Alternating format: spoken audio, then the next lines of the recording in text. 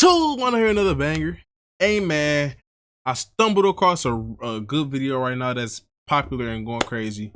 As y'all know, the Clippers and the Mavs are going against each other in the first round of playoffs by the title. As y'all can see, the key to a Mavs win isn't what you expected. Look, I'm rooting for the Clippers all day, bro. I got Clippers in 6, bro. At this point, bro, I got Clippers in 6. Look, listen. I know y'all. Relax. Look, Kyrie and Luka doing their thing, but they can't get over Paul George and Kawhi, bro. Defense always win games. I'm just let y'all know that now, bro. But we about to get straight into it. So I'm really anticipating on this video being really good. So I really want to watch it. But before we get into this, make sure you subscribe, comment, and like. Let's go. Confirmed that the Mavs and Clippers would be facing in round 1. What did you think would be the X factor? Maybe the pending return of Kawhi, Harden's ability to carry a bigger offensive load, or Westbrook's energy off the bench. Okay, so let me give y'all my prediction, bro. Clippers fan, PG fan all day long. Let me give y'all my prediction, bro. Like I said, Clippers in 6, bro. It's gonna be 4-2. Okay, Mavs gonna get another dub because of Luka, and I feel like defensively they wasn't too good last game. Defensively, Luka was stopping more Clippers than the Clippers were stopping Luka. It was crazy, but I feel like y'all got to run a little bit big on them, bro. Because all I've seen, I watched the game live, pick and roll every time. Luka, look, come here, pick, put a small defender on him, come here every time. Put PG and Kawhi up there. Ain't none of ain't none of that. But then again, I don't know because you still got Kyrie. Kyrie can literally cook anybody on the team. Guaranteed, bro. He came off a screen on PG and said, huh, right in his face. All neck. Kyrie is very hard to stop, bro. On the Mavs side, maybe the brilliance of Kyrie and Luka, or I'm sorry, y'all. James Harden is not a good defender to put on Luka. Luka will kill him every single time. Every single time. Role players knocking down shots. Well, all of these things have been incredibly important through 2 games. But what if I told you that the most important thing so far has actually been the defense of Luka Doncic? Obviously, the Mavs opened game 1 with Luka matched up against one of LA's lesser offensive options. Whether that's Terrence Mann or Amir Coffey, the idea is to not only keep him away from the ball, but to also help him conserve energy for offense. The thing is, LA would start almost all of their possessions with a super high ball screen from Luka's man to get him switched onto Harden, and from there they'd get into their attack. The big problem here is Luka's lateral quickness. He just simply isn't quick. Yeah, Harden, I ain't gonna lie, Harden cooking him too. Every possession. Little do y'all know, Harden really like that. Can't nobody on that team fuck with Harden enough to keep the ball in front of him consistently, and that inability to prevent dribble penetration led to quite a few easy points. In an effort to protect himself from these blow-bys, you'll often see Luka leave a little cushion of space instead of pressuring the ball, which of course leaves James with a pull-up 3. Dallas was fully expecting this, so they implemented a unique strategy. Instead of trying to stop James in isolation, Luka angles his body to shade the ball towards the baseline, where a big man is loading up early to take away the rim. Get a ball, pass that to Zubac, bro. Why is Kyrie in there like he gonna really do something? That's just a little body in there, bro. Get a ball to the center, bro. Only one issue, this pre-rotation forces the weak side corner to drop to the big, essentially handing the Clippers an automatic advantage. From there, they have to rotate, and George ends up with a quality 3. Come here. Here's an example where in PG we trust. Come here. George is the one handling. Luka again shades the ball baseline where Lively's waiting, and all it takes is a skip pass to the opposite corner to force a long closeout, which Powell easily beats on his way to a floater. It isn't just the corner pass that the defense has to worry about in these spots. On this one, Kyrie's the one dropping from the weak side, and that's obviously a huge mismatch for Zubac to attack, so he seals deep position and scores through contact for a chance at 3. See, I ain't gonna lie, that's bad defense, bro, on the Clippers. Because you gotta notice, everybody's spread it out. Everybody can shoot but the center. I'm just saying, you putting 2 bodies on PG, that's not gonna work. He's still gonna get his 25 plus regardless. You can point to any number of problems from this first half, like the 8-point second quarter, for example, but allowing the Clippers to play with a numbers advantage on possession after possession isn't going to lead to great results. At one point, nearly... I ain't gonna lie, give Westbrook some more minutes, bro.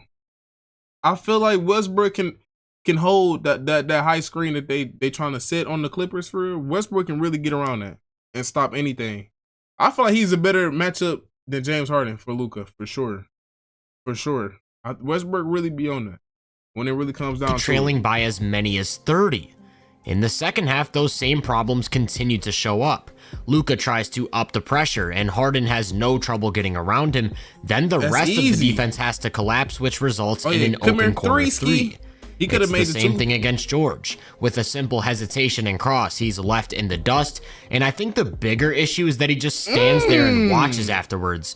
No effort or sense of urgency to get back in the play. I don't want to make it sound like he didn't have a single good defensive possession all night, though. On some of these switches, he did hold up, and he made some nice reads away from the ball. Then on a play like this, where they go back to the strategy of shading Harden towards the big man, it works in the way it's supposed to because Westbrook isn't a big threat from outside. He's not. I also like this play from the third quarter where instead of a switch, Luka positions himself to not give up a driving lane while Exum recovers, and they concede a 4-on-3, but from there do a good job of rotating to mitigate the advantage. Still, it was an obvious case of too little too late after that porous start, and they end up losing, but they definitely found some things to carry into game 2 with them. Once again, he's going to start the night matched up with the weakest perimeter option, in this case Terrence Mann, for the same reasons I earlier mentioned. And he can more than hold his own in the rare event that Mann does try to take him one-on-one. Sliding his feet, absorbing contact, getting a hand up. That's great defense. That's great defense. I was also really impressed with his Terrence, man. He's not doing it on Paul George, James Harden, Kawhi, Westbrook. He's not doing that. Activity as a roamer. Because Mann's typically spotting up, that puts Luka in a position to make reads, and here he actually goes vertical to save points at the rim. A few minutes later is where we saw something incredibly interesting though. They actually put Luka at the point of attack as Harden's primary matchup. Some sort of reverse psychology in the sense that when a screen comes, now he's switching away from the ball, and you'll notice he does a good job of communicating so that the rest of the defense is on the same page. Of course, with the matchup he wants. I ain't gonna lie, this center kind of made me mad, bro. I think Zoo, he got like 3 fouls in like the first quarter, so they had to switch their centers. He was kind of soft. I ain't gonna lie. He wasn't playing as aggressive. He for sure could have made at least 18 points. They was giving him the ball quite a few times, and he just kept missing, or he honestly passed it up. Harden's going to start to isolate even more than he already was. And two things are important here. One, the offense is completely stagnant. Two, Luka's holding his own way better than he was in that first game. Without Harden on the floor to start the second, he was back to playing off ball, which meant back to roaming. This time it's against Westbrook, and notice the weak closeout as he's willing to concede that 3. Come on, bro. At one point, the Mavs even threw out a 2-3 zone with Luka in the weak side corner so that they could shut off the middle of the floor and force an attacker like Kawhi into making tough decisions. And I won't lie, during this stretch, it seemed like the Clippers really let Luka off the hook. They completely went away from hunting him in switches and ran their more vanilla offense, which didn't exactly lead to the best shots. Whenever Luka did match up with Harden, there was a stark difference in the team's approach. Remember in game 1, he was shading the ball towards early help? Well, that early help is still there, only instead of intentionally giving up the advantage, they're trusting Luka to defend one-on-one, which he did time and time again. I'm not gonna lie. Here's an example from late in the third. That's not gonna work third game. James Harden ain't come to play. That's not gonna work third game. James Harden already got in his head. He locked in. He right in your mouth. Not playing no more. Powell's gonna attack him in early offense, and the big man is ready and waiting in the middle. Please don't but Luka's still sliding his feet and using his body to play him straight up. In the fourth, this would be put to the ultimate. You could possibly get off with Kawhi one-on-one, but I ain't gonna lie. James Harden is decent. I don't. It feel like he's shooting a little bit beyond the 3-point line. I feel like he could definitely get a little bit closer and definitely knock down the shots a little bit more. But Westbrook got a, you know, he's a decent 3-point shooter, but he can knock it down, bro. Don't underestimate Westbrook, bro. He done it tons of times. Y'all remember? Don't underestimate. Test, because LA's master game plan was simple. Get the switch and isolate. Luka's bringing pressure. He's moving his feet. And also, this Kawhi first game back. Relax. Let's. Okay, you got to get his feet wet again. His length to make a play on the ball. This is great stuff. My favorite possession of the night came with 6 minutes to go. Like I said, you still have some early help, both at the nail and at the block, and all Luka has to do is make things difficult. He holds his ground in the mid-post, uses his size and length to make himself tall, and completely smothers a mid-range jumper. On the very next possession, it's George who's going to try him, and this time the Mavs actually come with a double. Look, that's what I'm saying. Bro, why can't PG get a one-on-one, bro? You know he gonna get cooked. Cooked. Word two. He's getting cooked. Giving up that 4-on-3 advantage, and Russ ends up with a wide open 3 that he knocks down. Come here. What I'm focused on is Luka's reaction, though. He's mad that they helped. So a possession later, when he again finds himself isolated against George, they heed his message. Leave him in single coverage and live with the results. He continues to get it done in these situations and is loving every second of it. Hold on. Hey, I'm telling you now, bro. Clippers in 6. I'm telling you now, bro. Look, defensive numbers aren't everything, so take these with a grain of salt. In game 1 of the series, the Clippers had a 118.5 offensive rating, and Luka defended a total of 15 shots.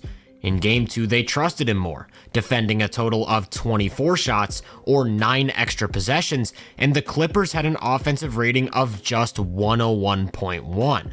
Obviously, there are other factors going into this, like how much worse they shot from 3, Kawhi looking a little rusty in his return from injury, but I think it's pretty clear that Luka's improved activity, effort, and the Mavs as a whole slightly tweaking their scheme made a pretty big difference. Still, it was a 1-possession game with 2 minutes to go, which required some closing on offense. Luka gets into the defense and finds Kleber wide open for a 3 to push the lead to 6, and next time down, he's working against Harden one-on-one with the clock running down, and steps back for a tough 3 of his own, which ultimately ends up being the dagger. We're all tied up in the series. The Mavs did their job of stealing home court advantage, and I can't wait to see what adjustments take place in game 3. If you enjoyed this breakdown, make sure to drop a... The adjustments, bro. I ain't gonna lie, the Mavericks getting pretty decent at, because they got size, bro. Even though they got Kyrie as their PG, they really got size. They got PJ, bro. It's gonna be tough, Clippers, but in PG, we trust, man. Y'all got shooters. Y'all got everything y'all need to defeat the Mavs, bro. And just keep going.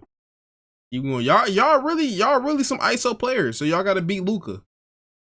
I ain't gonna lie. That's the key factor for us, bro. If they trust in Luka on that one-on-one, we gotta kill him. We gotta kill him for sure. But like I said before, man, I got Clippers in 6, man. If y'all think any different, let me know in the comment section, man. Let me know how y'all feeling about the Mavs, bro. Or about the Clippers. Do y'all have the Clippers or the Mavs? Let me know. If you like them, give it a thumbs up. Subscribe if you're new. Comment what y'all want to see next, man. We on to the next one.